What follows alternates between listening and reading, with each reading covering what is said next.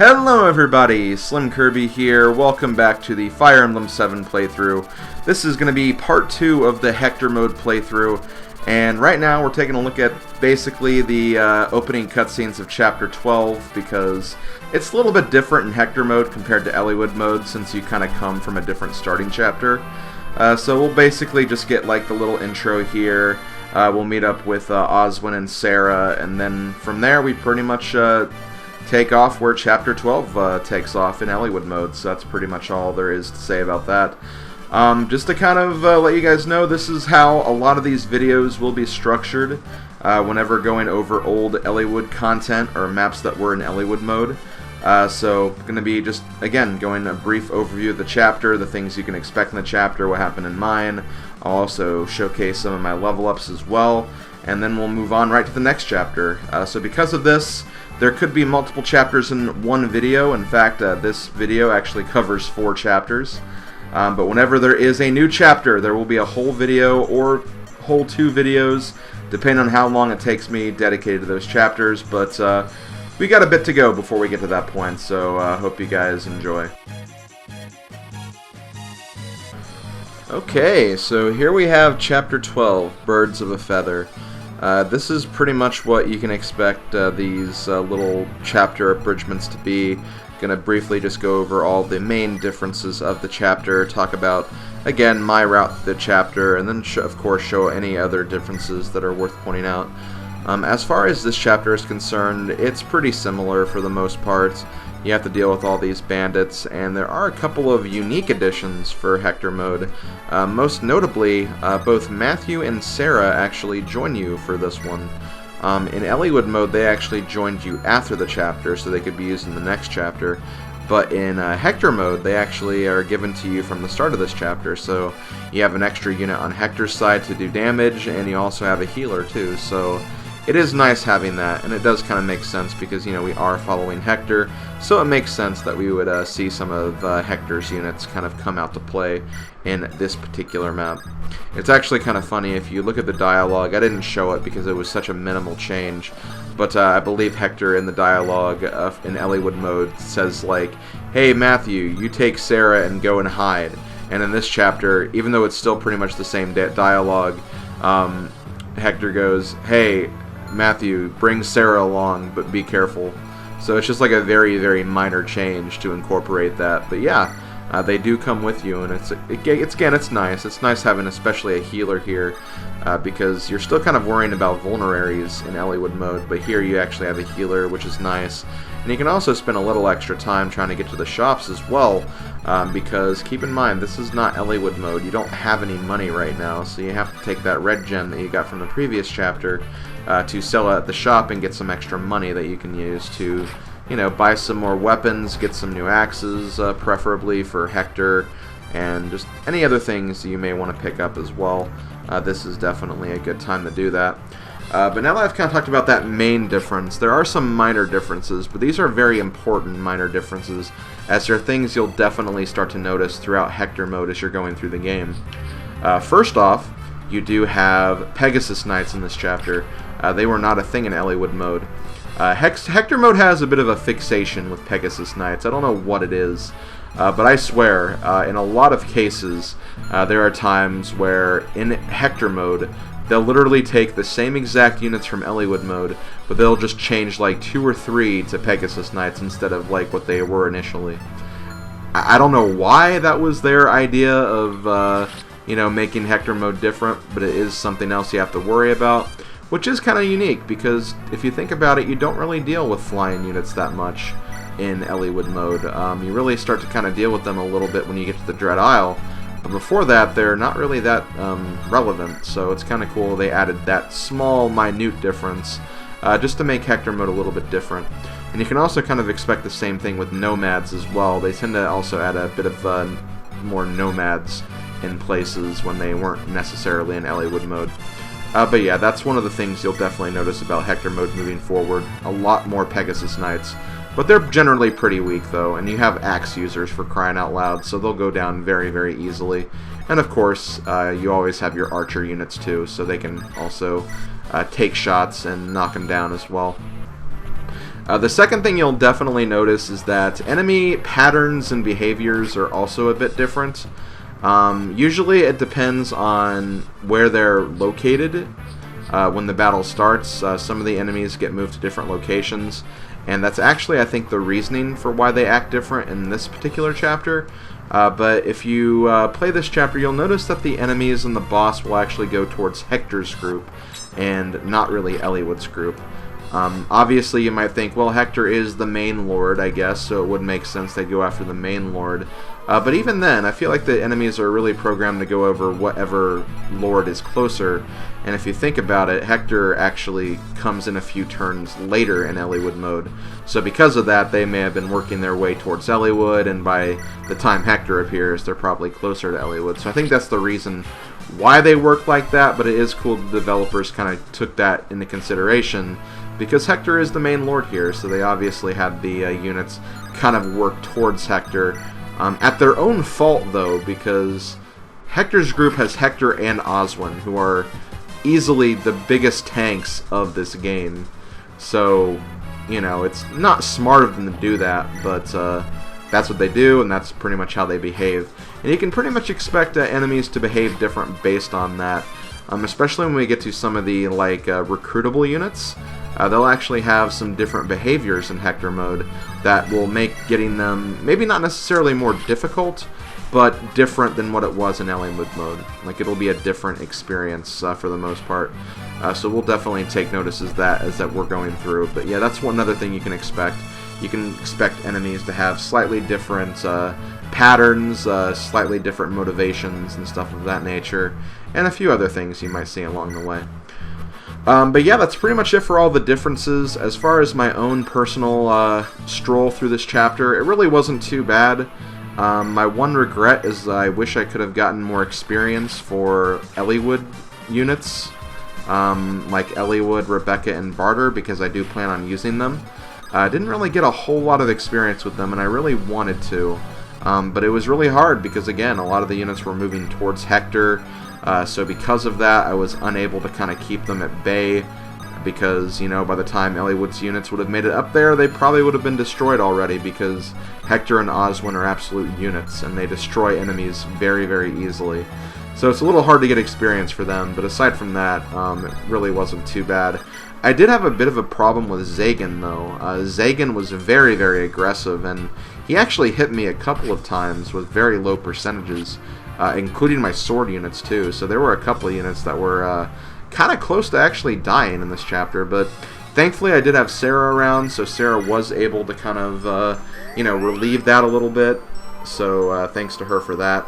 But yeah, for the most part, that's pretty much Birds of a Feather, and that's pretty much what you can expect for these little abridgment sections. They won't be terribly long, but, you know, I'll go over all the differences, talk about my experience, and as you'll see in just a moment, I'll also go over some level ups too. So this is basically how my characters performed in this particular chapter.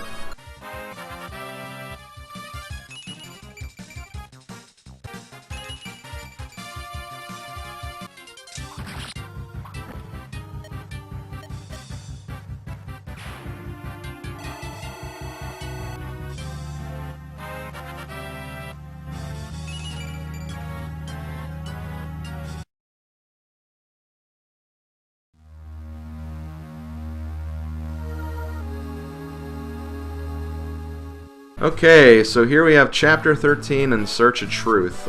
First off, as you can see, we have a little conversation with Matthew here. Matthew is talking to the tactician. You may have actually noticed this in Eliwood mode, but yeah, in some cases, there will be some characters, if you bring them to a certain chapter, they'll actually talk to you before the battle begins, usually giving you some sort of insight, whether it's insight to their character, or insight to the chapter you're about to do, just something very minor like that. And for Hector mode, in a lot of cases, if there was a character that talked to you in Eliwood mode before a chapter, there is a character that'll talk to you in Hector mode before a chapter, but the only condition is it has to be a different character. It's not the same character for both playthroughs, and of course you actually have to bring them, and they actually have to be alive as well. So yeah, that's pretty much the case here. I believe in Eliwood mode you actually talk to Lowen right here, but in this case it's actually Matthew. So that's the first difference, I guess you could say. The second difference, I mean, don't really have to say much about this. I talked about this in the previous chapter, but yeah, Pegasus Knights, they're here. Make sure you have axe users or Rebecca nearby to snipe them down if they ever come near you.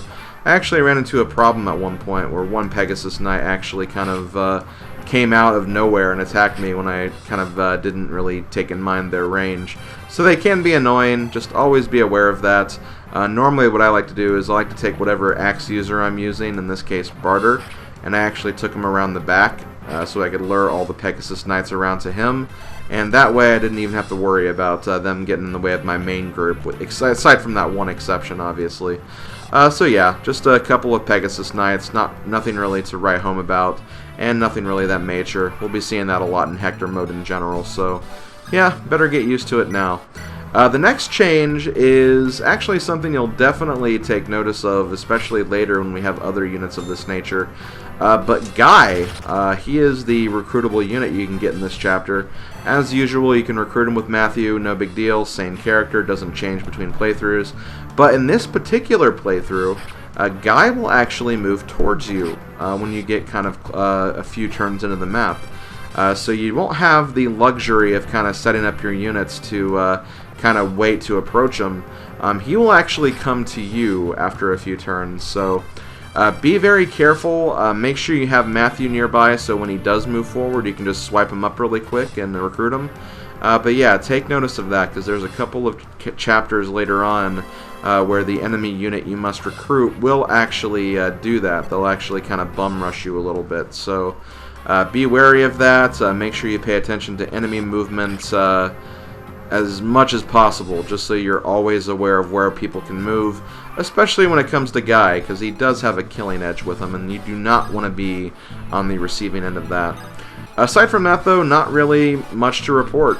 Pretty much a very similar chapter as it was the first time. I actually got a lot of great use out of Barter in this one, taking him to the back to kind of sweep up those units from the behind the main castle gate was a really smart play. And, you know, I think it would have probably been even better if I actually took, like, Rebecca and put her alongside him. But yeah, that worked pretty well, and I was really satisfied with that. One thing you obviously want to keep in mind, make sure that your smaller troop actually has vulneraries with them. Just because, you know, you only have one healing unit right now. Sarah can't be everywhere, so make sure you're watching your health at all times. But yeah, that's pretty much it for Chapter 13. Next up, it's going to be Chapter 13X. Remember, in order to get that chapter, you have to visit the village at the top left of the map. So make sure you do that, because you do not want to miss out on some very easy experience, and also getting the convoy as early as possible. So make sure you do that.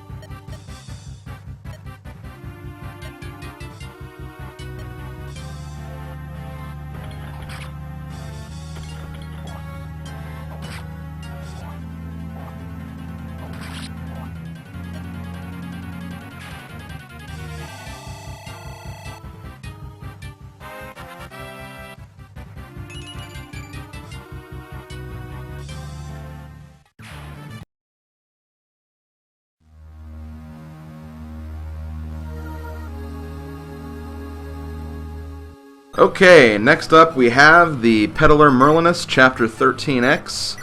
This chapter is very similar to the chapter we played in Eliwood mode. I don't think it's the exact same. There are, of course, the standard Hector mode differences, where, in the case of this chapter, some of the Myrmidons and Mercenaries are replaced with Nomads. But aside from that, yeah, there is not really a lot different here. Honestly, I couldn't even tell you what all the units are for either chapter of Hollywood or Hector mode, just because the majority of it is in fog anyway, so I couldn't tell you what all the units are off the top of my head or anything. But yeah, for the most part, it's pretty similar. Keep your distance. Try to make sure you're covered by forests if at all possible. Make sure you're fully healed, especially if you have a unit that's kind of near where the fog kind of closes out. And yeah, just play this safe. You have 7 turns to survive. Even if you have to sacrifice a few experience just in the nature of survive, it's really, really not that big of a deal. But yeah, that's pretty much this chapter in a nutshell. For me, I tried to kill all of the units in the chapter, which I did. And I was very, very happy about that because I had a very close encounter with Puzon. Puzon actually attacked Oswin very, very early in the map, I think on turn like 4 or something. And because of that, he actually ran off to heal at one of the enemy bases in the top. And I was actually kind of worried that I was going to be unable to kill him, but at the very end of it all, I was able to put just enough damage on him where he was, you know, I could kill him in one shot, but he would still attack me because I was in range. And that's pretty much what I did. He had 16 HP remaining. Oswin could do exactly 16 damage. He went for Oswin, and he died. So I was able to get pretty much full experience on this chapter. Probably wasted a little bit by giving it to Oswin, but that's okay, because I need to get Oswin promoted at some point. And I feel like the sooner you have Oswin promoted, the better, just so you have like a tank you can use to kind of bring in some of those other units and maybe get the kill with another unit. But yeah, that's pretty much 13X. Again, not a very difficult chapter, especially if you know what you're doing. Just play it carefully and cautiously, and if you beat this, you actually get Merlinus a lot earlier than you would get him if you didn't get him in this chapter. So definitely recommended to take this route and get a couple bit of more experience along the way.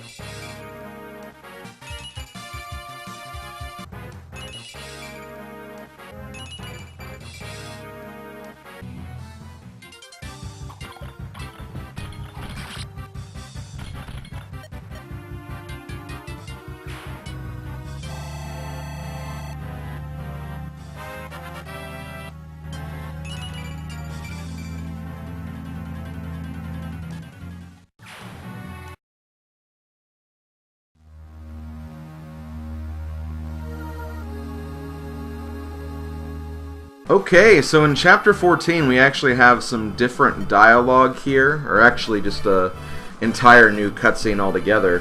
While Eric is talking to Elliewood, Hector goes off to talk to Oswin for a bit, and this is where they kind of discover, or they realize that, oh wait, this could be an ambush. So Hector kind of looks around the area, and then he joins up with Elliewood, and then lets him know that there is, you know, something going on. Which, honestly, I think that's actually a really cool way to do this, and there's actually going to be a couple of other chapters as well that kind of showcases that a little bit too, and I kind of like what the developers did to kind of counteract those changes where there's always been a scene with, like, Elliewood talking to someone. It's really nice because it shows the developers were paying attention. It shows that, oh, okay, well, during this cutscene, Hector was not in the conversation, so let's have him actually go off and do something or talk to another character. And, you know, most of the time it is Oswin. There is another character that he will often talk with, but we'll see who that is later, because I don't exactly want to spoil that just yet. But yeah, a really cool touch to a really good aspect of this game, and again, I just really, really like that the developers did stuff with that. Okay, next up we have Chapter 14, False Friends, the last chapter we're going to be covering in this video. So right off the bat, we do have a conversation with Sarah at the start of the chapter in Hector mode. I believe in Elliewood mode you get Marcus as the person you talk to. But yeah, that's pretty much the first difference you'll notice. Assuming you decide to bring Sarah, which why wouldn't you? It's still your only healer at this point until you get the second one in this chapter. But as far as other differences, for the most part, the enemies should look pretty similar. Laos uses a lot of cavaliers, so there's a lot of horse units around. I think he actually does use a few nomads, which I don't think he did in Elliewood mode, but they are here in Hector mode. But aside from that, the main difference, I would say, are probably the pirates that actually appear a couple turns in Elliewood's mode. In Hector mode, they appear immediately. So you're given less time to procure the item and the character in the two villages of this particular chapter. So you really, really have to move fast on this one. I'd say that this chapter is difficult, not in terms of execution, it's difficult in efficiency. You can quite easily get everything, but you do have to be very efficient with your time, not just because of the pirates appearing earlier, but also another thing I'll get into a little bit later. Second, in addition to those pirates that appear on the first turn, or like, you know, the first enemy turn anyway, you also have a few Peg Knights that will also be flying in as reinforcements. So, you know, Hector mode, Pegasus Knights, you're pretty used to that by now, I imagine. But yeah, that's definitely something you will have to look out for in this particular chapter. And there aren't just differences with reinforcements. Eric himself actually moves a bit differently in this map. In Elliewood mode, he would kind of charge at you during the rain phase. But once the rain phase kind of ends, he actually kind of holds back and waits for you to get into his range. In Hector mode, he will charge right at you, and he will not stop until he's either killed your main lord or you killed him.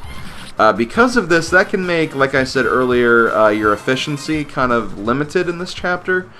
Just because you have to go down and get the village if you want to recruit Priscilla, and there's also shops down there too. Now, there are some shops coming up in Chapter 15, so if you miss these shops, it's not a big deal. But considering you are getting some new units, and there is actually a new chapter after this chapter, yeah, you're going to have to go through another chapter with the items you have, so probably better you make a quick pit stop just in case, just so you can procure a few items and be prepared for all of that. But aside from that, though, Oswin and Hector will definitely be your biggest saving graces in this chapter. Even if they don't kill all the units, they can definitely act as walls to kind of lure in all of the cavaliers and all the other units, and then you can just finish them off, or, you know, pick them off from afar with your indirects or just other units you have on standby. Really not a hard chapter, and Eric himself is a pushover. Hector was pretty much designed to pretty much make a fool out of Eric, so, you know, he has that going for him. As far as my chapter is concerned, honestly, there's not really a whole lot to talk about here. I almost did not get the Iron Blade, which is the item you get from the northern village.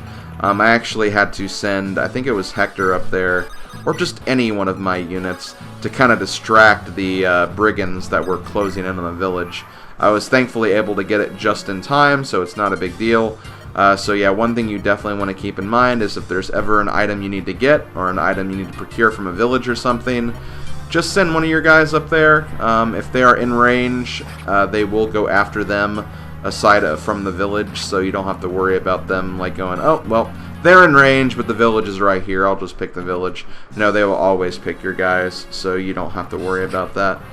But yeah, that's pretty much going to do it for Chapter 14. There is one last dialogue at the end of this chapter, so we'll go ahead and take a look at that as well. But yeah, as far as the next video is concerned, we have a unique chapter to Hector mode, so we'll be taking a look at that next time. It'll just be that chapter in the next video. So yeah, hope you guys enjoy, and I'll see you guys then. Later, folks. Okay, so we do have, like I said, a little conversation here after the chapter is over. This is a nice little conversation between Hector and Oswin, actually. Oswin approaches Hector to kind of ask, you know, maybe we should go home. This is a little too much for us. This whole thing with Marcus Foray is becoming quite dangerous. We probably shouldn't be involved. But you know how Hector's going to respond to that. He's not going to leave his bro hanging, so he's going to keep on with it, and if anything, encourage Oswin to go home if he's not feeling super, you know, thrilled about this mission. But it seems like at that point, Oswin kind of has a bit of a change of heart. He kind of sees Lord Hector for who he truly is, And even though it does seem like Oswin is kind of hiding something from us, he still goes along with what Lord Hector is saying and actually pledges his loyalty to him. So, you know, a really nice scene between the two characters. I really like it, and I definitely get excited actually seeing this relationship grow through the course of this playthrough, because we will definitely see more from these two as we move forward. But yeah, that's pretty much this cutscene. Really good, and again, like I said, look forward to other little revelations of this nature.